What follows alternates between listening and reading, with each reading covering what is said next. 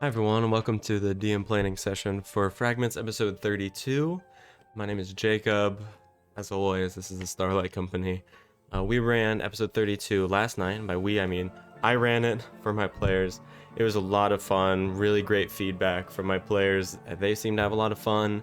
It was emotional and evocative, and it was a great time. So I just want to go over my plans for the session so that everyone can kind of gain some insight into how I ran everything. So, first off, I think the music might be a little loud. Second off, let's go over what I did. So, first off, I need to switch my screen so I'm not spoiling anything. Edit map. So obviously I'm using Foundry for I run D&D 5e in Foundry, and I make my maps in Incarnate. So let's show my map. So this was the map that I created. So I guess I can go over kind of how the session was going to flow. So in the previous session, session 31, my green screen is really wigging out on this black screen. That's okay. The party got access to the Isle of Mists and reunited with Nadri. It was a big thing, and Sly and Serico basically got transported through time when they came back from the Feywild. So I went into this session knowing that Serico and Sly had like a month or 2 or 5 to make up. I worked a lot with Adrian and Austin about how we could resolve the timeline issue, because they were coming back into the material plane like 6 months ahead of the main party. So we worked out how they would come back, why they would come back, what was going on, and it worked out really well, I think. I won't spoil it in this. I will just say take a look at that session because it was great. And I basically sped up their arc a lot, or at least Serico's arc. Sly's arc is going to be more long-standing.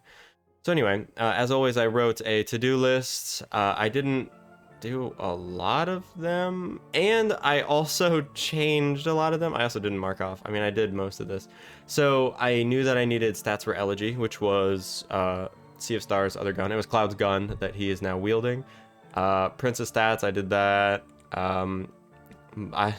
I don't even know what this means.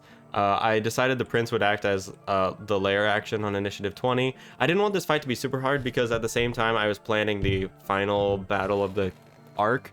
So just in case things went quickly with the Undead Legion, they would be able to do that. So I didn't plan this fight to be super long. I wanted it to be difficult, but not super long. So yeah, thinking about Husk, I ended up not doing this at all. Nadri stats I needed as well, and then this was just my starting point, ending point. So I knew that Sly and Serico were going to come back from the future and tell the group to go to the Prince of the Undead Legion's palace to go get Everhard's compass and stop Gristan from getting the Mantle of Bones, which was Matthias's Convere Fane. If I'm just talking over your head, start Fragments episode 0 and then watch from the beginning because I love this campaign. Anyway, I planned a lot for the title of this was a Scion. I planned this stuff like 2 months ago, basically, and I just kind of expanded upon it. So the prince, I basically just expanded upon this, what the castle or the palace looks like, and then the ballroom, what the ballroom looks like. I wanted Cloud to be there and alive. I also had the thought to put Honk's mom, Kit's mom, and Tuskel's youngest sister there. I'll talk about this more in a retrospective of this arc, but I wanted there to be some potential emotional payoffs for Honk, Kit, and Tuskel, or at least this to be a turning point in their character arcs. And I had the idea for Kit's mom and Honk's mom to mirror each other, so I'm kind of in the way of it. Kit's mom to tell her she is so much like her father, and Honk's mom to tell him that he is nothing like his, which I think is beautiful. For those of you who don't know much about their character arcs, it's cool. So, the fight, basically, the prince didn't attack directly. It was mostly just the Nightwalker Scion, which was Sea of Stars, I had planned a long time ago for there to be a possibility of Sea of Stars coming back, and everything kind of worked out where Seriko is able to go back in time, and then now Austin can play Sea of Stars again after this session. So, of course, spoilers for this session. Check it out if you haven't. I mean, big spoilers. But anyway.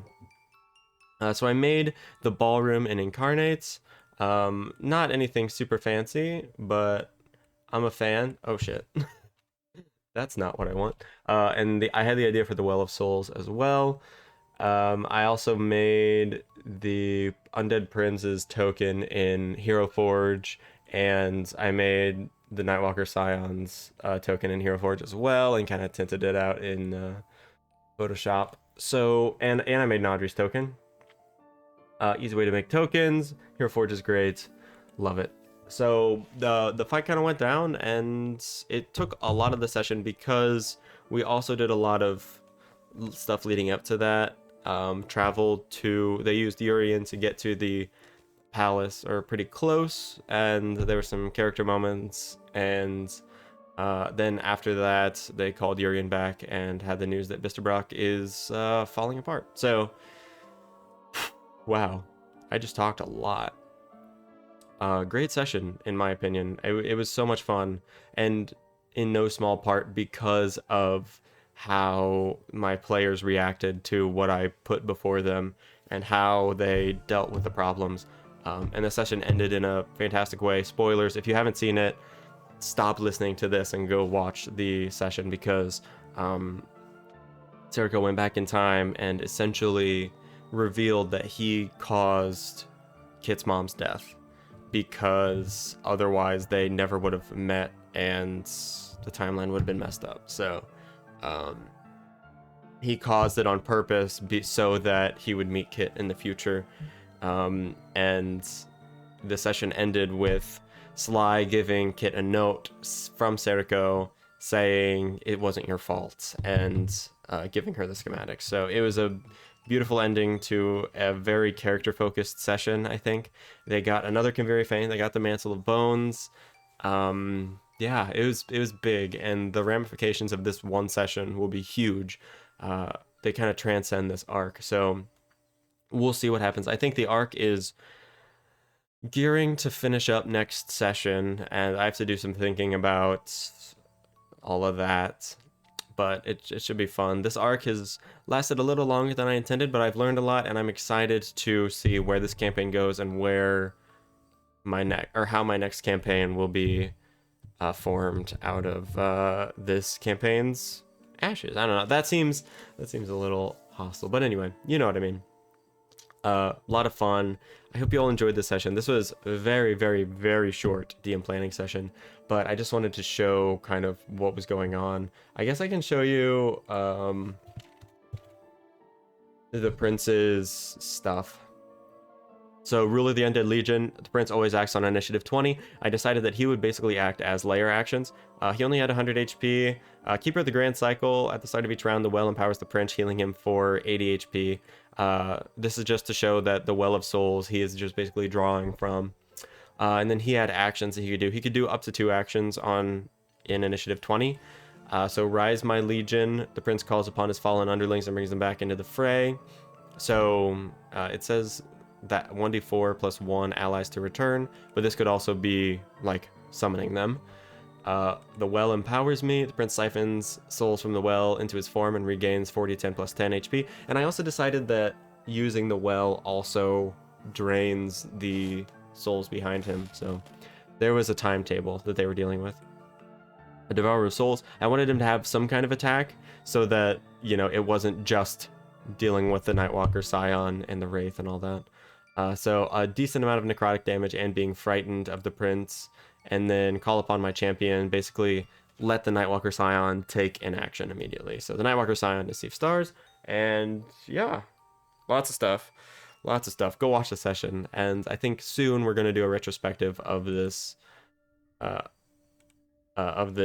which I'm very excited for. So anyway, that's about all I have for you. Thank you so much for watching. I really appreciate it. I hope that you enjoyed this session. Hope that you enjoyed this DM planning session as well. Let me know what you thought about this session, how you thought that it went, and I know I didn't give away too much in this DM planning session, and in the past two, I've really been very veiled because I had planned out a lot a couple months ago for the end of this arc, and we're finally getting there. So after this arc wraps, we're gonna have a big talk, so feel free to leave comments below, let me know what you think, and everyone please have a lovely, wonderful Telltale day. Bye.